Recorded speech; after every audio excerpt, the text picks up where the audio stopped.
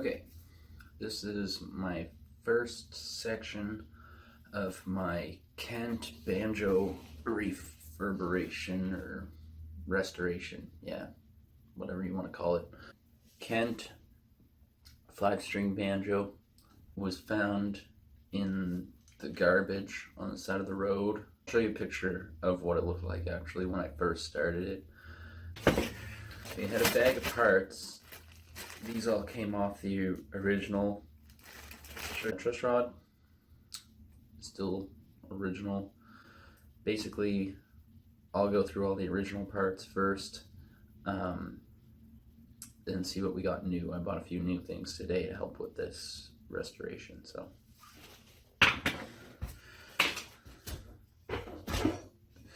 this is the original ring that came with it for our resonator for the main body of the banjo itself.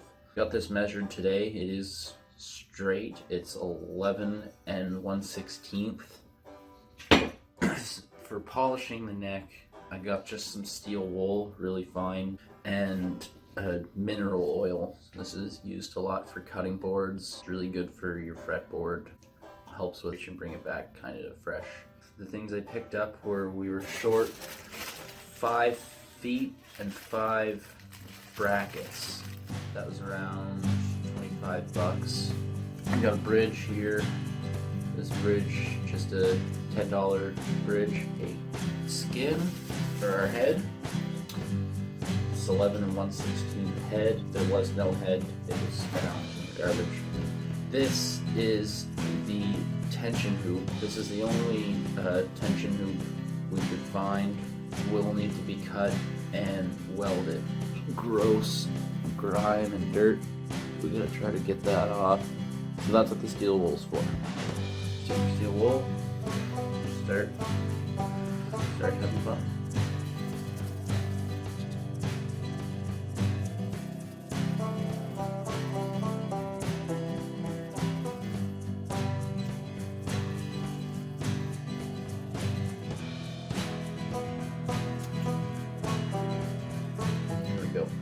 So now, you can see there, that cleaned up all that grime, and it also shined up those frets at the same time.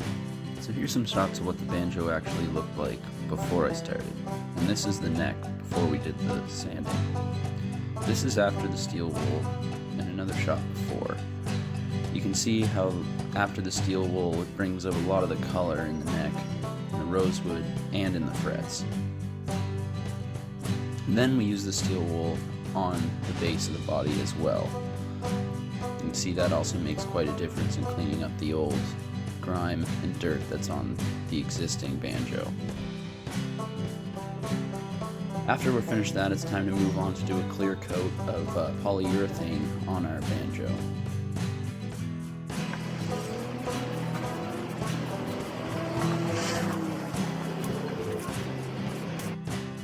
So the tension hoop's going to require a bit of outside help. In order to do it, to get the right diameter, we had to do some math. And since I actually didn't do the math myself and I had some outside help, I'm just going to skip that part and just show you guys the cut and the weld.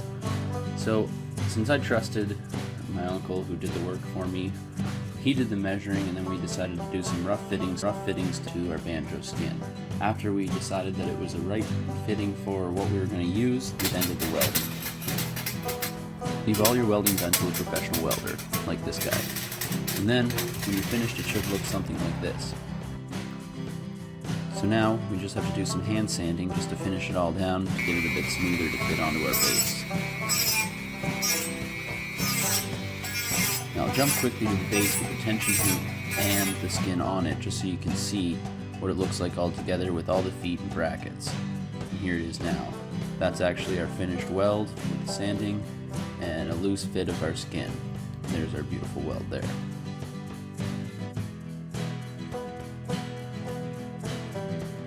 So back to the head and neck of this banjo. You can see the original Kent sticker here, and we're actually going to do something completely different from that. This is the original paintwork on it and the original tuning pegs with the original bolts.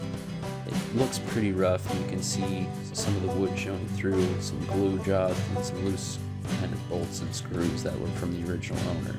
This all is going to get sanded down now, and you'll see the finished product of what the first sanding looks like.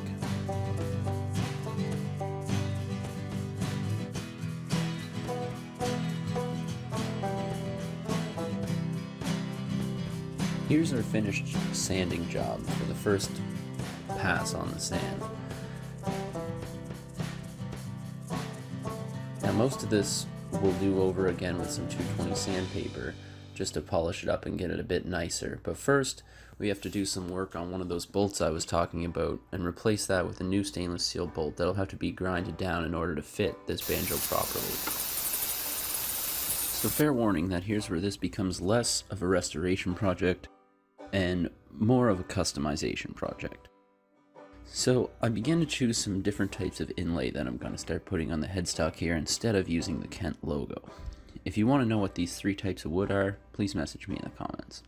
Now, once you have your 3 pieces of wood cut out and shaped to the size that I would needed, I then decided where I was going to place them on the headstock of this banjo. After some deliberation, the decision was made to put them between the 4 tuning pegs of the headstock. Make sure that when you cut this out, it's done with a pencil and an X-Acto knife just to get it right for the first cuts into the wood. Once that's done, you can then prepare your router to have it just so that your piece can then be sanded after it's inlaid into the crevice. Don't do any of this work with a router without a professional or with rock tools. I did a rough cut just to make sure I knew how to do it and that I could position the router properly and stably. Once my final cut was done, I placed the inlay to make sure it was set firm into the crevice. Then you can pull your piece out, glue the back of it, and set it back in and let it sit overnight. I let mine sit for about 3 to 4 days before I then began to do the sanding. While we're waiting for the inlay to glue, there is one final piece that actually had to be glued on the neck before we could do some sanding. There's a small piece of white veneer that was missing off of the original neck that was found at the bottom of the guitar case that we decided to just glue with some regular wood glue. In order to keep this overnight, we had to make a contraption with some wood and clamps, courtesy of Danny Bryan. I'd actually like to take this second here to actually thank Danny for all of his tools and help throughout this inlay project, as I don't think I would have been able to finish this without his help. Once all our pieces have been glued and set and sanded, it's now time to just give one last coat over with 220 sandpaper before we do a coat of varnish. Our first coat of varnish is going to be half and half with Varsol and our varnish. Our second coat, we're going to do 75% varnish and 25% Varsol. And for our final coat, we'll do 100% the varnish that I'm showing you here.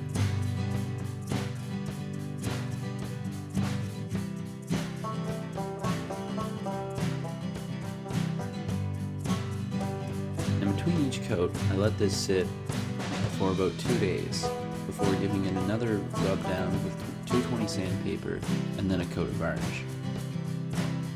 Now, the time has finally come to actually assemble our banjo and get it all together.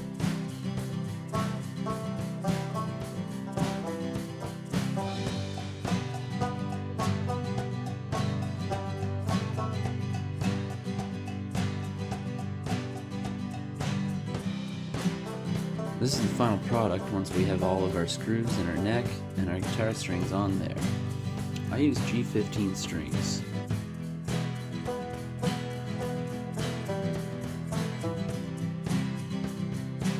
Now here's a final look at the banjo itself with some comparisons of the first time I received it and a couple shots of it once it's actually done. I no longer have a case for this banjo. It's still quite an effort as to how much work this thing has gone through.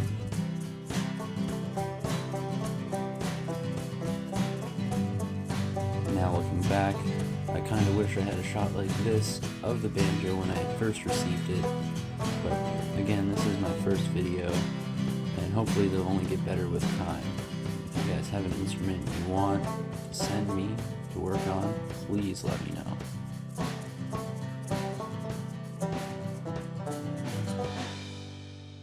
So again, I'd like to thank Danny Bryan, also my uncle Daryl Davis. I wouldn't have been able to do it without them. It was a super fun project to do. Really looking forward to my next project. Not sure what it's going to be yet. As for the music you guys have been listening to throughout the course of this video, it's been made on this banjo as well as one of my guitars. You can find more of my music on Spotify under the name Honeyface. And if you made it to the end of this video, then please subscribe. Please hit that like button as well. And hopefully you like some of my music, some of my other videos as well. And I look forward to doing more of these restorations and projects like this in the future for more instruments, banjos, lots of other cool stuff. So hit me up.